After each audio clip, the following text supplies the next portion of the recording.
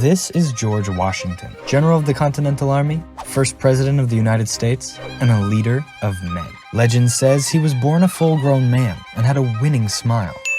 But before any of that, he was a dude. A military dude. A major military dude. But little did anyone know that our friend George was about to almost single-handedly start a global war.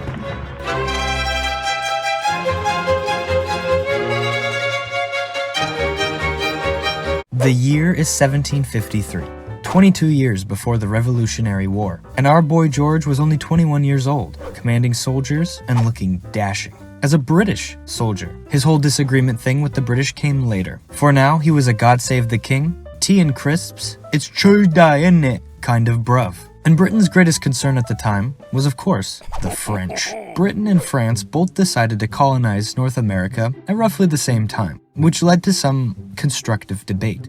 Excuse me, my good sir. We were planning on putting some of our forts here, if you don't mind. Baguette, croissant, et vivons voir.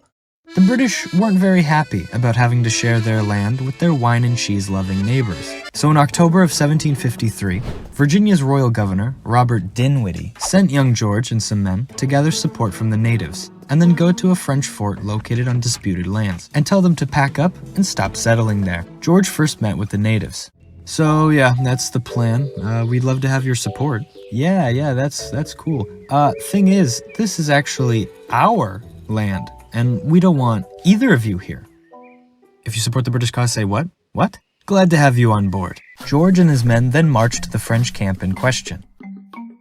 Hey, welcome. I don't know why you decided to do this in winter. Kinda showed up unannounced, didn't you? Oh, wow. That's cool. Feel free to sit around the fire. We're just telling scary stories. And in the morning, when the man woke up, he looked in the mirror and saw that he had become British! That's too scary. It's not real, right? Of course it's not real, you guys. British people aren't real. Yeah. Anyway, why are you here? We have come with demands for you and your army. Oh man, yeah, this is above my pay grade. Let me send it to my boss. He says, as to the summons you send me to retire, I do not think myself obliged to obey it. So, yeah, we're not going anywhere. I see.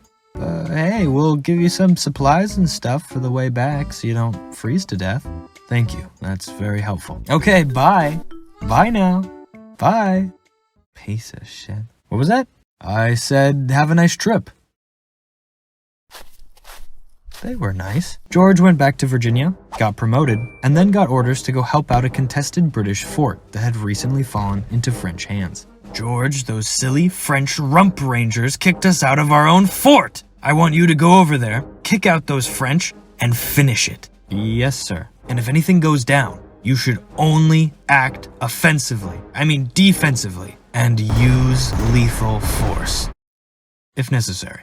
Sir, do you secretly want to go to war with France? You're damn right I do. George and his men slowly made their way to the fort. But when the French heard news of British soldiers marching in their turf, they sent out a group to tell them to go away. Kinda like George had done to them. But when George received word of the approaching French, he decided to act.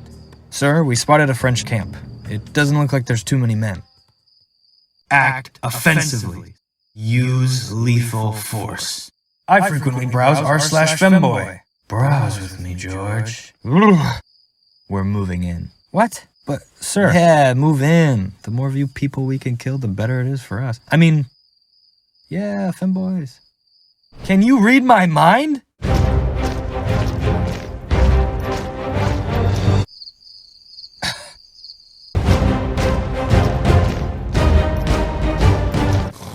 Oh, Percy. Ooh.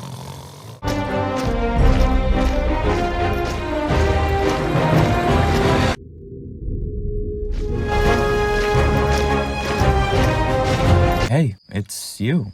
Why are you here? Early in the morning, while many of the French were still asleep and without warning, George Washington gave the order to attack. In the skirmish, 10 French soldiers lay dead, including their officer, Joseph Coulon de Jumonville. Hey, why would you do that? Let's go. You're not even gonna bury us? Hey man, dirt doesn't come cheap. I just want you to know that this was a dick move. Ugh. This was a dick move. Dick move. I want to see your dick move, George. George and his men fell back and, anticipating a counterattack, hastily built a fort. Fort Necessity. But since it was so rushed, the fort lacked many strategic advantages, and the natives took notice. Hey, George, can I talk to you? I just don't know if the fort right here is the best idea. Nonsense. This fort could withstand an attack from 500 Indians. Yeah, firstly, not Indian. Secondly, you've built this thing in a ditch. It's made of twigs. We're surrounded by a forest and high ground, and we're not even close to a school zone. But it's necessary. Hence the name. I have to drive 30 minutes to drop my kids off at school, and all the men here will be ambushed and killed. It'll be fine. George, I really think— No, shut up. This is what we're doing. By the way, we could really use more support from your tribe. Kinda not pulling your own weight. Without the support of the natives, George and his men were pretty helpless. And when the French came with 700 men in retribution, George and the boys had no choice but to surrender. Okay, here's the document for surrender. You need to sign it or else we're gonna kill you. But this is written in French. Yeah, we are French. Right. Translator, tell me exactly what the demands are. It is highly imperative we don't admit to, say for instance, assassinating the French in cold blood. Okay? Highly imperative. Oh, no. They don't want us to come back for at least a year. Anything else? They want us to, commit to, procrastination. Oh, okay. That sounds reasonable. Ha, so you do admit it was an assassination. What? Oh, that's what it was. Admit to assassination, not commit to procrastination. Oh, I'm so sorry, man. French is hard. My bad, dude. What? Are you mad? I'm going to kill you. Because of this admission of assassination and wrongdoing, the incident became an international event, and tensions rose between the European powers. It became the spark in what would snowball into the global 7 Years' War. But don't be too hard on our man George. Did he royally screw up? Absolutely. But he was very young, probably still a little dumb, and from all accounts seemed to have taken his failures somewhat to heart. And while he may never have become a great tactician, his experience helped shape him into the strong leader we know him as today. But yeah, he totally helped start 2 global wars. And I hear he smelled like beef. No, I didn't. What the fuck?